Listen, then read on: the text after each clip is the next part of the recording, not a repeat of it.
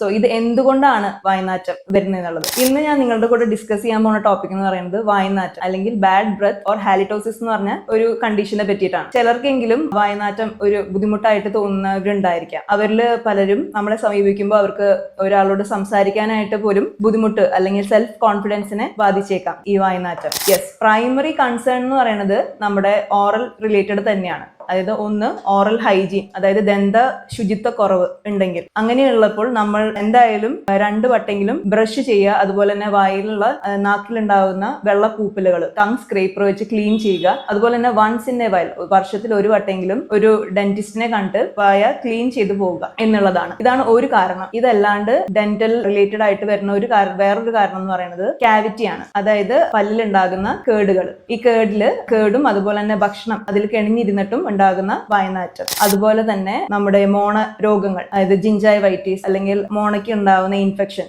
പെരിയോഡോൺടൈറ്റിസ് എന്നിങ്ങനെയുള്ള കാരണം കൊണ്ടും നമുക്ക് വായ്നാറ്റം ഉണ്ടായേക്കാം. അടുത്തതെന്ന് പറയുന്നത് ഗ്യാസ്ട്രിക് ഇഷ്യൂസ് കാരണം വരുന്നതാണ്. ജേർഡ് പോലത്തെ കണ്ടീഷൻ, അതായത് നമ്മുടെ ആമാശയത്തിലുള്ള ആസിഡ് ബാക്ക് ടു മൗത്ത് വരുമ്പോൾ ഉണ്ടാകുന്ന വായ്നാറ്റം. അതുപോലെ തന്നെ ഗ്യാസ്ട്രിക് റിലേറ്റഡ് ആയിട്ടുള്ള ഇൻഫെക്ഷനും ഉള്ളവരിലും വായ്നാറ്റം അനുഭവപ്പെട്ടേക്കാം. ഇതല്ലാണ്ട് നമുക്ക് സിസ്റ്റമിക് കണ്ടീഷൻസ്, അതായത് ഡയബറ്റിക് ആയിട്ടുള്ള പേഷ്യൻസിനും അങ്ങനെയുള്ളവരിലൊക്കെ ഇതുപോലെ തന്നെ, അതായത് ഏജ്ഡ് ആയിട്ട് ഉള്ളവര്, അതുപോലെ തന്നെ ചില മരുന്നുകൾ എടുക്കുന്നത് കാരണം കൊണ്ട് വായിൽ ഡ്രൈ മൗത്ത് അല്ലെങ്കിൽ വരണ്ട വായുള്ളവരിലും വായ്നാറ്റം അനുഭവപ്പെട്ടേക്കാം. ഇതല്ലാണ്ടുള്ള ഒരു റീസൺ എന്ന് പറയുന്നത് ENT റിലേറ്റഡ് ആയിട്ടുള്ള കോസ്, മൂക്കടപ്പ്, കഫക്കെട്ട് നിരന്തരമായിട്ട് ഉള്ളവര്, ഇങ്ങനെയുള്ളവരിലും വായ്നാറ്റം ചെറുതായിട്ടെങ്കിലും അനുഭവപ്പെട്ടേക്കാം. ഇതല്ലാണ്ടുള്ള വായ്നാറ്റത്തിനുള്ള ഒരു കാരണം എന്ന് പറയുന്നത് നമ്മുടെ ഹാബിറ്റുകൾ, അതായത് പുകവലി അങ്ങനെയുള്ള ഹാബിറ്റുകൾ ഉണ്ടെങ്കിൽ, അതുപോലെ തന്നെ ചില ഫുഡ് ഹാബിറ്റുകൾ, അതായത് സ്ട്രോങ് ആയിട്ടുള്ള ഭക്ഷണ പദാർത്ഥങ്ങൾ, അതായത് ഗാർലിക്, ഒണിയൻ അങ്ങനെ കൺസ്യൂം ചെയ്യുന്നുണ്ടെങ്കിൽ അത് കാരണം വായ്നാറ്റവും അനുഭവപ്പെട്ടേക്കാം. ബേസിക് ആയിട്ട്